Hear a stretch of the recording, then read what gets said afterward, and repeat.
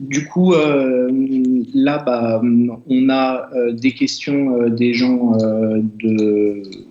qui sont en ligne. Moi, j'en ai quelques-unes aussi en réaction. Et en fait, Marc, tu as dit un truc qui est intéressant, c'est quand le médical devient politique. Et moi, une des impressions que j'ai eues, et ça, c'est une question un peu pour Margot, je pense, c'est que l'information médicale et certains médecins, en ce moment, quand ils disent, par exemple, médicalement, il faut confiner. En fait, ils prennent position médicalement sur un geste qui est politique, enfin une décision qui, en tout cas, est politique. Et, euh, et parfois, j'ai eu l'impression que l'information médicale était traitée comme de la politique au sens où, avec une parité de l'information. Ça veut dire, j'invite quelqu'un et je donne la parole 5 minutes à quelqu'un qui doit porter un masque. Et du coup, en contrepartie, j'invite quelqu'un qui ne doit pas porter de masque. Est-ce qu'il y a eu un peu de ça? Et c'est beaucoup moins le cas maintenant, mais est-ce qu'il y a eu un peu de ça, de parité de l'information et d'apprendre à gérer la parité ou pas de l'information?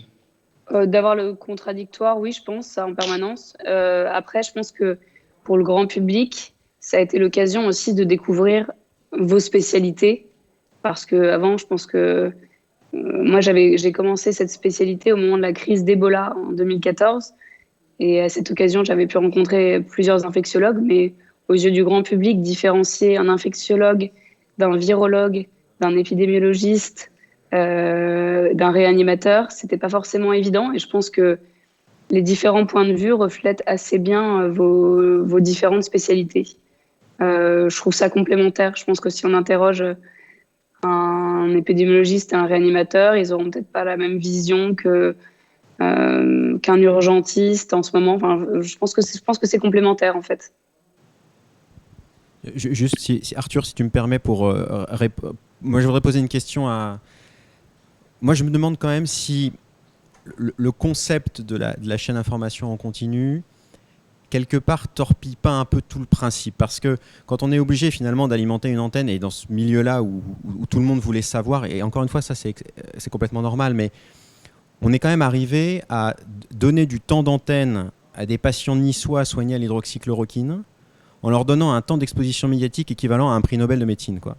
Moi, jamais je demanderais à mon garagiste ou je lui dirais non, celle-là, on va pas la changer parce que le clignotant, je sais mieux que vous. Et ça, moi, ça me pose quand même un vrai problème.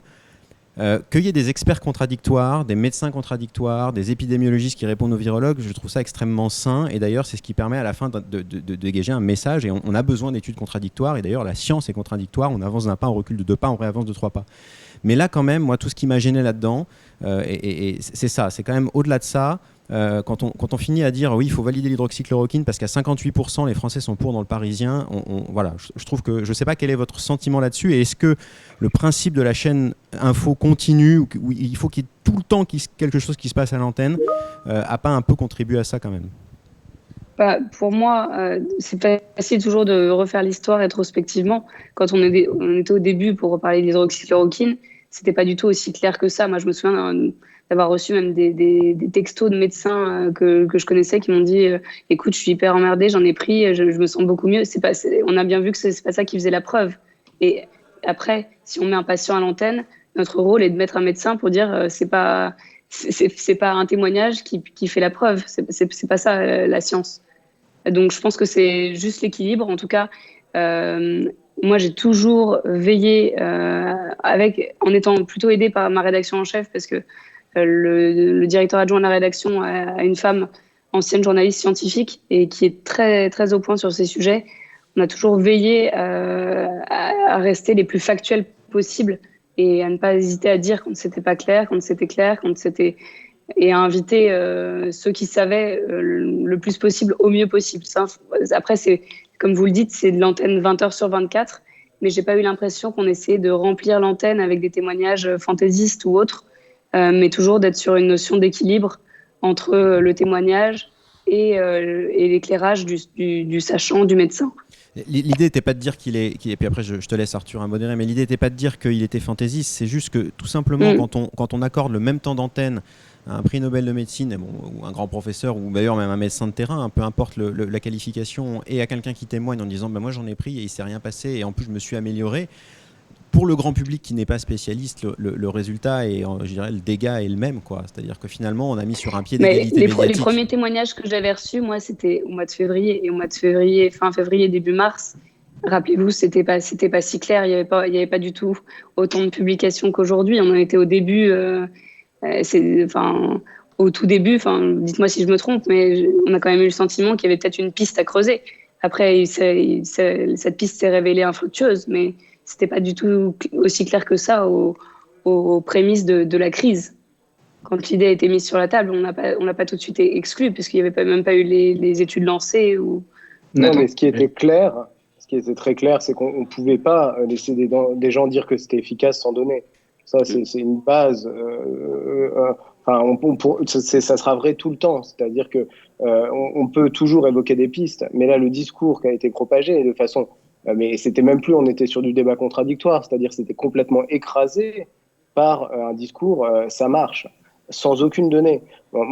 De façon plus générale, pour s'extraire un peu de ce point, moi je vois deux problèmes, je suis tout à fait d'accord avec le docteur Garnier. Le premier, c'est que finalement, dans cette approche contradictoire, il y a un énorme biais qui intervient assez systématiquement dans les chaînes, notamment d'information en continu. Alors, certaines sont beaucoup plus sérieuses, comme BFM, on a eu l'occasion d'en discuter, mais quand même, c'est celui du buzz.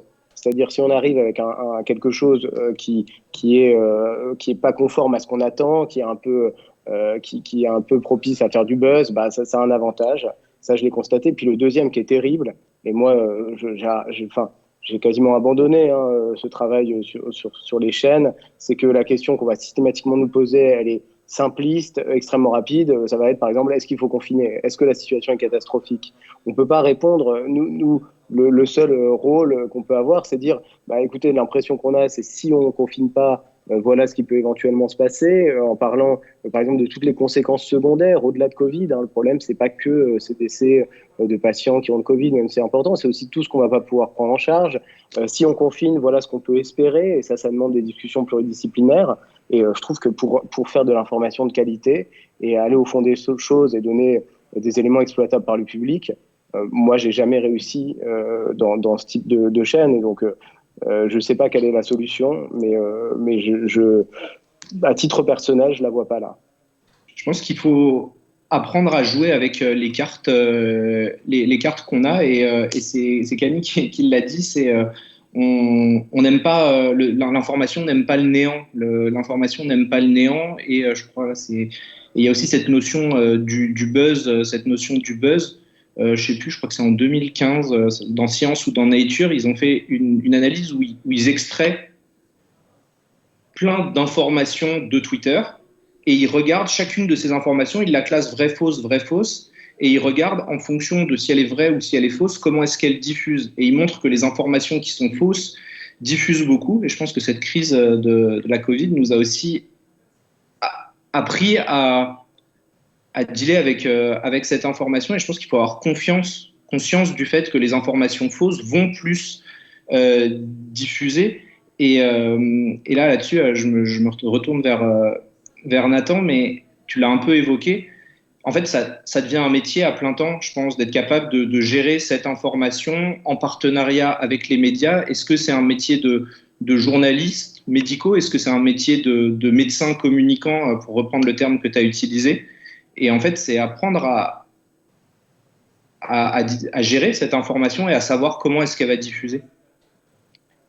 Disons que je trouve que c'est une très bonne question. Moi, je suis pas du tout persuadé que ça doit être un métier. En tout cas, si c'en est un, je veux absolument pas le faire. Non, je pense plutôt que ça doit être un petit peu de l'activité de tous les médecins. Le problème quand ça devient un métier, c'est que on le voit, on a des gens qui sont déconnectés du terrain, qui affaiblissent, à mon avis, la parole médicale et scientifique, et qui n'arrivent même plus à être en lien avec ce que nous, médecins, avec des patients, on vit. Donc, je pense pas qu'on puisse en faire un métier. Peut-être une part d'activité, peut-être qu'il y ait des vagues qui existent autour de ça, peut-être que plus de gens y passent un petit peu de temps. À mon avis, c'est probablement ça le mieux, en ayant été formé. Moi, je trouve beaucoup plus intéressant de penser à un peu de formation à nos étudiants en médecine sur ces problématiques que de se dire qu'on va créer des médecins communicants. Il y en a, et faut quand même dire ce qui est. C'est pas très engageant. Je suis à 200% d'accord avec Nathan. Je fais juste un petit commentaire. Il faut qu'on prenne la place qui nous est donnée aussi. Voilà. C'est-à-dire qu'on ne peut pas dire on ne sait pas ou on ne veut pas ou je n'adhère pas au principe, donc je laisse la place parce que ça, on sait qu'elle va être occupée par quelqu'un d'autre et qui ne présentera pas les choses. Donc ça, moi, je suis à 200% d'accord. Ça fait heure de pédagogie. Après, je suis aussi à 200% d'accord pour dire que on ne peut pas faire ça si on s'est coupé des patients, si on s'est coupé de la réalité, si on s'est coupé... Voilà, on ne peut pas venir sur un plateau expliquer ce que c'est que la Covid grave si dans le même temps on n'est pas en réanimation à les voir, à faire la visite, à prescrire et à faire des gardes. Donc ça, je pense qu'effectivement, il faut réussir à trouver le bon dosage et que c'est pas simple. Mais je pense qu'il faudrait aussi du coup que les médias aient ça en tête. Hein. Les gens qui sont consultants et qui sautent de plateau en plateau sont pas forcément non plus les mieux placés pour en parler parce que quand on est 6 heures par jour sur un plateau, on la lit pas cette littérature, on n'a pas le temps. Je peux répondre pour la question de BFM. On a 2 consultants qui sont Alain Ducardonnet depuis une dizaine d'années, qui est cardiologue. Il finit la matinale, il se lève à 4h30 du matin, il fait la matinale jusqu'à 8h et il enchaîne avec ses consultes toute la journée. Et Christophe Rapp, qui est infectiologue et ancien médecin militaire.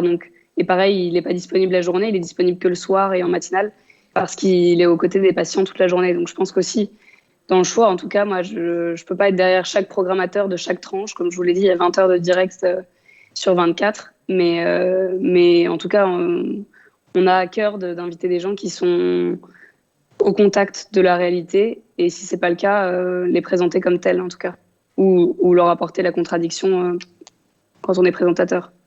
Je suis vraiment d'accord avec ça et on a un commentaire d'un anonyme, Jean-Michel Constantin, là, sur les commentaires du chat qui dit que le travail d'information et de diffusion de l'information a aussi été rendu très difficile et ça c'est probablement un challenge dans chaque spécialité avoir un droit de contrôle et de regard qui s'exprime sur le fait que vous n'avez pas été aidé par le fait qu'une bonne partie de la désinformation est venue de la part de gens qui ont des galons, des gens qui sont censés être porteurs d'une information de qualité. Et quand vous voulez faire un travail d'information et que vous invitez un professeur d'infectiologie de la science publique des hôpitaux de Paris, on a probablement tendance à se dire que l'information elle va être bonne et vous avez été trompé, déjoué par ça aussi et c'est difficile à gérer, je pense. Oui, non, c'est pas évident. C'est clair que ça est aussi... Mais on a été aidé aussi par le fait que, avec mes 6 années de reportage santé, je connaissais quand même déjà aussi les profils, les personnages. Voilà, c'est sûr que pour la personne à qui vous faites allusion, voilà, on connaissait aussi le background, mais comme je vous l'ai dit, on essaie de faire au mieux avec l'actualité, avec l'information, avec la quantité surtout d'informations qu'il y a à traiter, qu'il y a à exploiter, qu'il y a à décrypter en plateau. Et sincèrement, rétrospectivement, j'ai pas l'impression qu'on est à rougir du traitement de la crise pendant 1 an avec 20 heures de direct sur 24. On arrive sur la fin. Dernière question à destination de Camille. C'est quoi aujourd'hui, là, maintenant, la bonne source d'information pour un patient qui veut des informations? Il la cherche où? Alors, c'est une bonne question. Et clairement, pour revenir, ça me fait rebondir un petit peu sur tout ce que vous dites depuis tout à l'heure par rapport à l'information au quotidien. Il y a un dicton qui dit « on est ce qu'on mange ». Et clairement, si on mange de la peur à longueur de journée, on va créer un climat anxiogène au sein d'un foyer. Et quand on est confiné, c'est pas la meilleure solution. Donc, je pense qu'il faut faire confiance. En fait, ce qu'il y a, c'est que c'est un petit peu difficile parce que moi, en tant que personne qui est passée en réa, quand je suis rentrée en réa, je savais que j'étais au meilleur endroit pour qu'on puisse me soigner, en fait. Et aujourd'hui, je pense qu'il faut faire confiance aux médecins, il faut faire confiance aux réanimateurs, il faut faire confiance aux infectiologues. En fait, d'un point de vue patient, je ne comprends pas l'ampleur de tout ce qui a été médiatisé, alors que jusque-là, on a toujours laissé faire les médecins faire leur boulot. Et voilà. Mais voilà, moi, je trouve que ça a pris une ampleur beaucoup trop grosse et je pense que la façon la mieux, en fait, de vivre les choses, c'est de prendre un peu de recul, de faire confiance et d'avancer pas à pas, en fait. Parce que de toute façon, on s'en sortira pas comme ça.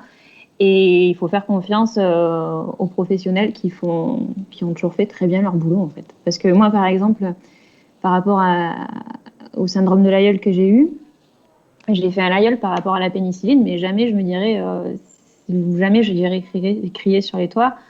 Attention, la pénicilline, c'est un poison ou quoi que ce soit. Non, ça a plus sauvé de vie que ça n'en a détruit.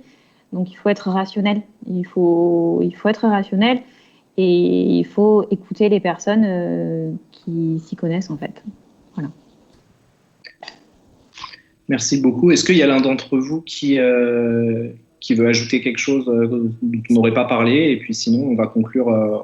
Il est 16h05, donc c'est l'heure de la fin. Si tu me permets juste une toute petite question, moi j'avais une petite question à poser à Camille, parce que j'ai été assez effectivement touché aussi par le témoignage et en tant qu'anesthésiste réanimateur, exerçant aussi en réanimation, c'est vrai que je me revois très bien dans la phrase c'est bon, maintenant vous allez pouvoir reprendre votre vie normale, et on se rend compte à travers votre témoignage à quel point c'est pas vrai. Qu'est-ce que, à titre personnel, en tant que patient, d'avoir eu autant d'expositions médiatiques, d'images qui peut-être vous ont rappelé votre parcours, qu'est-ce que ça vous a fait de finalement presque de vous revoir ou de voir des gens dans cet état de gravité comme vous l'aviez vécu un an avant? Mais ça donne envie d'apporter quelque chose en fait pour les patients qui sortent de réanimation, parce que quand on sort de réa et qu'on se heurte à un gouffre, on a juste envie d'avoir une main tendue on n'aura pas de mode d'emploi. Il n'y a pas de mode d'emploi quand on sort de réa en tant que patient. Mais voilà, d'avoir un peu d'espoir et de pouvoir se projeter et surtout d'avoir un certain accompagnement finalement pour avancer un petit peu sur le chemin de la résilience. Je pense que ça peut être intéressant parce que de toute façon, quand on passe en réa, c'est quelque chose qu'on garde avec nous pour toujours. Donc, c'est dur, mais voilà, après, il faut faire... moi, j'ai toujours eu entière confiance en tous les spécialistes qui sont occupés de moi et je pense qu'il faut continuer sur cette voie-là. Chacun fait son boulot et le fait très bien et il faut continuer sur cette voie, en fait, pas changer les choses. Comme vous le disiez tout à l'heure, il ne faut pas changer parce que ça a été super dur cette crise, mais voilà, on fait ce qu'on sait faire et on le fait très bien et on continue de le faire très bien et c'est ce qui compte. Eh ben merci beaucoup Camille, Nathan, Marc, Margot. On va conclure. Merci beaucoup pour vos témoignages, pour vos expertises et je pense qu'on peut dire fin de la session.